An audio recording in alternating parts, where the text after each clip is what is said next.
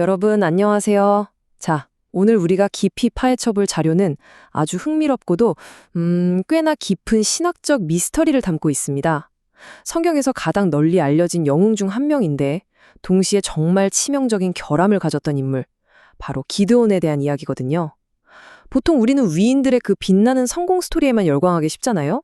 하지만 이 자료는 그의 어두운 이면까지 아주 가감없이 끄집어내며 우리에게 놀라운 통찰을 제시합니다.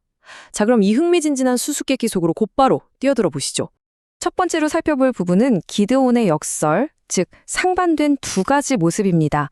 과연 한 사람 안에 어떻게 이렇게 극단적으로 다른 두 정체성이 공존할 수 있었는지 그 첫 단추를 한번 꿰어보겠습니다. 기드온의 삶을 들여다보면요.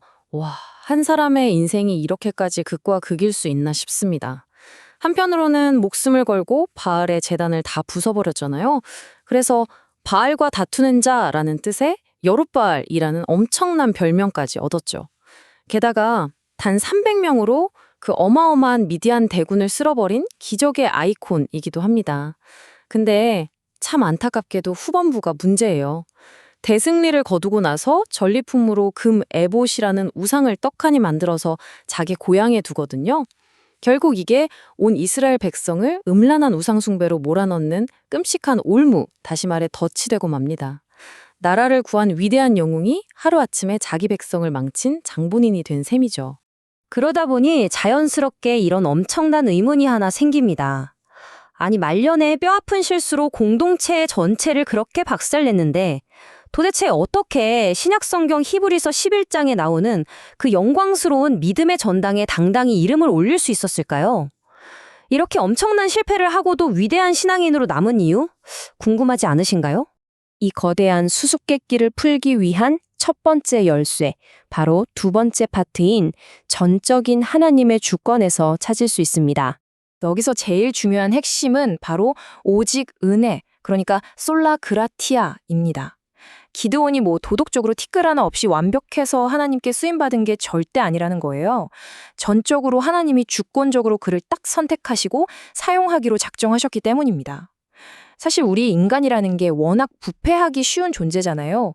아무리 대단한 신앙의 영웅이라도 하나님이 붙들어 주시는 은혜가 아주 잠깐만 걷어져도 얼마나 속절없이 무너져 내리는지 기드온의 몰락이 아주 적나라하게 보여주는 겁니다. 사사기 전체를 쭉 훑어보면 정말 지독하게 반복되는 패턴이 하나 나옵니다.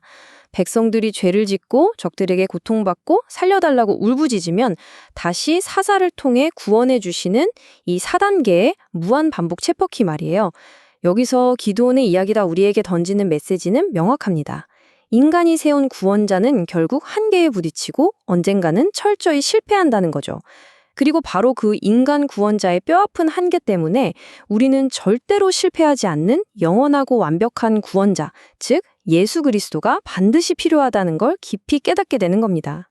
자, 그럼 기드온이 믿음의 전당에 오를 수 있었던 두 번째 열쇠를 찾아볼까요? 세 번째 파트, 연단과 믿음의 과정으로 넘어가 보겠습니다. 이 성장 과정을 보면 진짜 한 편의 드라마 같습니다. 하나님이 기드온을 하루아침에 짠! 하고 영웅으로 만드신 게 아니거든요. 처음엔 어땠나요? 적들이 무서워서 포도주 틀에 꽁꽁 숨어 몰래 타작이나 하던 정말 소심하고 의심 많은 사람이었어요. 심지어 하나님한테 진짜 저 부르신 거 맞아요? 양털 좀 적셔봐 주세요 하면서 이른바 양털 시험을 2번이나 요구했잖아요. 근데 참 놀라운 건 하나님이 그런 찌질함? 아니 그런 연약함마저도 아주 세심하고 인내심 있게 다 품어주셨다는 거예요. 그리고 마침내 기드온은 자기 목숨을 걸고 바알 우상을 때려 부수는 엄청나게 담대하고 헌신적인 리더의 자리로 나아가게 됩니다. 청교도 자료들은 바로 이 지점에서 우리가 놓쳐서는 안 될 기가 막힌 통찰을 던져줍니다. 하나님은 처음부터 흠집 하나 없는 완벽한 완성품만 가치 있게 여기시는 분이 아니라는 거예요. 속으론 겁나고 후두루들 떨리더라도 내 안의 의심과 피 터지게 싸우면서 꾹 참고 한 걸음 내딛는 그 치열하고도 어설픈 믿음의 과정 자체를 절대로 가볍게 보지 않으신다는 거죠. 이거 정말 큰 위로가 되지 않나요? 이제 이 스토리의 진짜 하이라이트입니다. 네 번째 파트, 신본주의적 고백에 대해 이야기해보죠. 기적 같은 대승리를 거두고 났을 때 이스라엘 백성들이 완전히 열광하면서 기드온한테 왕관을 바치려고 해요. 솔직히 얼마나 달콤하고 엄청난 권력의 유혹이었겠어요? 근데 여기서 기드온이 진짜 극적으로 그 제안을 걷어찹니다. 사사기 8장 23절을 보면 이렇게 선언하죠. 내가 너희를 다스리지 아니하겠고 나의 아들도 너희를 다스리지 아니할 것이요 여호와께서 너희를 다스리시리라. 와, 이거 진짜 소름 돋을 정도로 웅장한 선언 아닙니까? 이 짧은 고백 안에는 이스라엘의 진정한 왕은 오직 하나님 한 분뿐이시다라는 신앙의 정수, 그러니까 완벽한 신본주의적 고백이 담겨 있습니다. 물론 우리가 앞서 봤듯이 기드온이 나중에 금 에봇을 만드는 어처구니 없는, 그러니까 아주 뼈아픈 실수를 저지르긴 합니다. 하지만 그럼에도 불구하고 성경이 그를 위대한 사사로 인정하는 이유가 바로 이 지점에 있어요. 적어도 이 고백만큼은 자기가 왕이 되려는 탐욕보다 하나님의 궁극적인 통치를 훨씬 더 근본적으로 신뢰하고 있었다는 걸 증명하는 흔들리지 않는 증거니까요. 자, 드디어 마지막 파트입니다. 은혜의 신비와 교훈.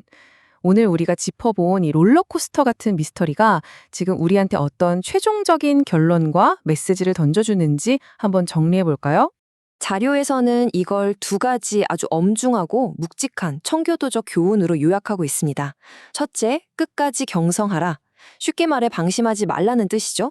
여러분, 과거의 영광스러운 승리가 내일의 단단한 영성을 결코 보장해주지 않습니다. 기드온을 보세요. 위대한 승리 직후에 찾아오는 그 묘한 교만함과 안일함이 얼마나 무서운 영적 독약인지 보여주는 완벽한 반면교사잖아요. 그리고 둘째, 그리스도만을 바라보라. 기드온처럼 뛰어난 인간 사사도 결국엔 치명적으로 넘어집니다.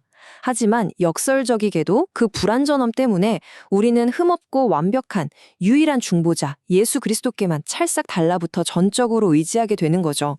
사람은 믿을 게 못 되지만 사람을 붙드시는 하나님은 믿을 수 있으니까요. 결론적으로 기드온의 삶은 은혜의 신비가 뭔지 아주 제대로 보여주는 거대한 마스터 클래스입니다. 오늘 이 모든 이야기는 결국 이 강력한 한 줄로 요약됩니다.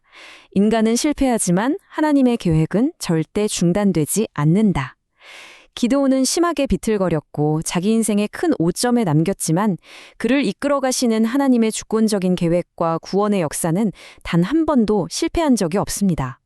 자, 그렇다면 매일매일 불완전하고 끊임없이 비틀거리며 살아가는 저와 여러분의 삶 속에서 이 절대 실패하지 않는 놀라운 은혜의 신비는 지금 어떻게 작동하고 있을까요? 이 묵직한 질문을 여러분의 마음에 남겨드리면서 오늘의 해설은 여기서 마무리하겠습니다. 끝까지 함께해 주셔서 정말 감사합니다.